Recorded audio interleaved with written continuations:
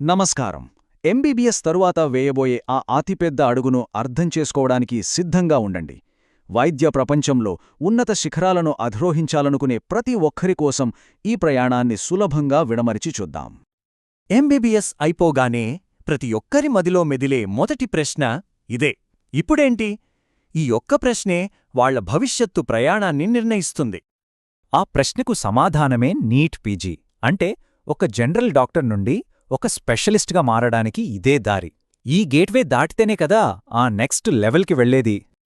సరే, మరి అసలు ఈ నీట్ పీజీ అంటే ఏంటి? దీని సంగతేంటో కొంచెం లోతుగా చూద్దాం. ఇండియాలో పోస్ట్ గ్రాడ్యుయేట్ మెడికల్ స్టడీస్కి ఇదే ఎందుకు అంత కీలకం? నీట్ పీజీ అంటే national eligibility cum entrance test for post graduate.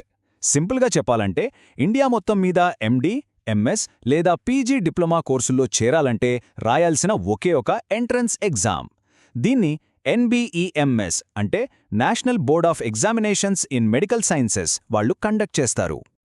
సరే, ఈ పరీక్ష రాయాలంటే కొన్ని అర్హతలుండాలి.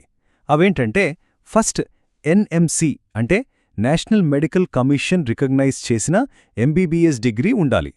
రెండోది ఖచ్చితంగా 12 నెలల ఇంటర్న్షిప్ పూర్తి చేసి ఉండాలి. ఇక మూడోది ఎన్ఎంసీలో గాని లేదా ఏదైనా స్టేట్ మెడికల్ కౌన్సిల్లో గాని పర్మనెంట్ లేదా కనీసం ప్రొవిజనల్ రిజిస్ట్రేషన్ అయినా ఉండాలి. ఈ 3 ఉంటేనే ఎలిజిబుల్. ఓకే, ఎలిజిబిలిటీ అంతా సెట్. మరే ఎగ్జామ్ ఎలా ఉంటుంది? ఈ ఛాలెంజ్ని ఎదుర్కోవాలంటే ముందు దాని బ్లూ ప్రింట్ ఏంటో మనకు తెలియాలి కదా. ఇదొక కంప్యూటర్ బేస్డ్ టెస్ట్. ఇందులో మొత్తం 200 మల్టిపుల్ చాయిస్ ప్రశ్నలుంటాయి. ప్రతి ప్రశ్న కూడా వాళ్ల ఎంబీబీఎస్ నాలెడ్జ్ని టెస్ట్ చేస్తుంది. ఇది మామూలు పరీక్ష కాదు, వాళ్ల ప్రిపరేషన్కి ఇదొక అగ్నిపరీక్ష లాంటిది.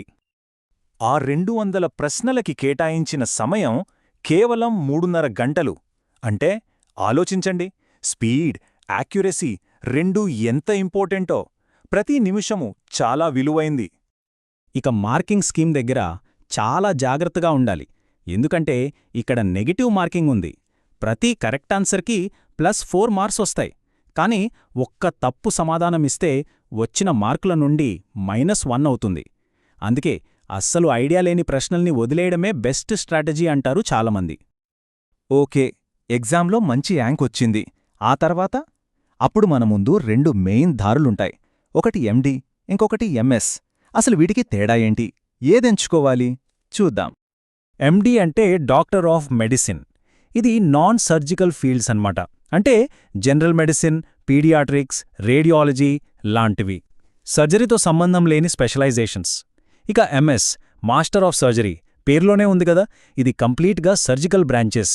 జనరల్ సర్జరీ, ఆర్థోపెడిక్స్, ఈఎన్టీ ఇలాంటివన్నీ దీని కిందకొస్తాయి.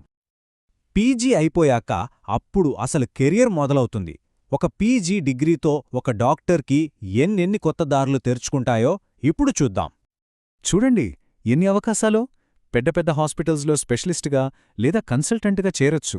లేదంటే మెడికల్ కాలేజీల్లో ఫ్యాకల్టీగా నెక్స్ట్ జనరేషన్ డాక్టర్లను తయారు చేయొచ్చు.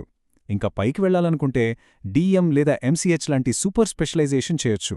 రీసెర్చ్ ఫీల్డ్లోకెళ్లొచ్చు, సొంతంగా ప్రాక్టీస్ పెట్టుకోవచ్చు. చివరికి హాస్పిటల్ అడ్మినిస్ట్రేషన్ వైపు కూడా వెళ్లొచ్చు. ఇక చివరిగా మోస్ట్ ఇంపార్టెంట్ సెక్షన్కి వచ్చేశాం. ఈ ప్రయాణాన్ని మొదలుపెట్టాలి అనుకునే వాళ్ల కోసం రాబోయే 2025 షెడ్యూల్ ఎలా ఉండబోతోందో ఒక అంచనా వేద్దాం. ఇక్కడొక్కటి గుర్తుపెట్టుకోవాలి, ఇవి కేవలం టెంటేటివ్ డేట్స్ మాత్రమే. అఫీషియల్గా మారొచ్చు. జనరల్గా చూస్తే డిసెంబర్ 2024 లేదా జాన్వరి 2025లో నోటిఫికేషన్ వస్తుంది. మార్చ్ 2025లో పరీక్ష ఉంటుంది. ఇక రిజల్ట్స్, కౌన్సిలింగ్ అంతా ఏప్రిల్ నుండి జూన్ మధ్యలో జరుగుతుంది. సో కరెక్ట్ డేట్స్ కోసం ఎన్బీఎంఎస్ వెబ్సైట్ని రెగ్యులర్గా చెక్ చేస్తూ ఉండటం చాలా ముఖ్యం. చివరిగా ఒక్క మాట, నీట్ పీజీ అనేది కేవలం ఒక ఎగ్జామ్ కాదు, ఒక జనరల్ డాక్టర్ని ఒక స్పెషలిస్ట్గా మార్చే ఒక బ్రిడ్జ్ అది. ఆ ప్రయాణం ఇక్కడే మొదలవుతుంది. అందుకే ఎంత త్వరగా ప్రిపరేషన్ మొదలుపెడితే అంత మంచిది. కన్సిస్టెన్సీ మెయింటైన్ చెయ్యాలి. ఎప్పుడూ బెస్ట్ ఇవ్వడానికే టార్గెట్ పెట్టుకోవాలి.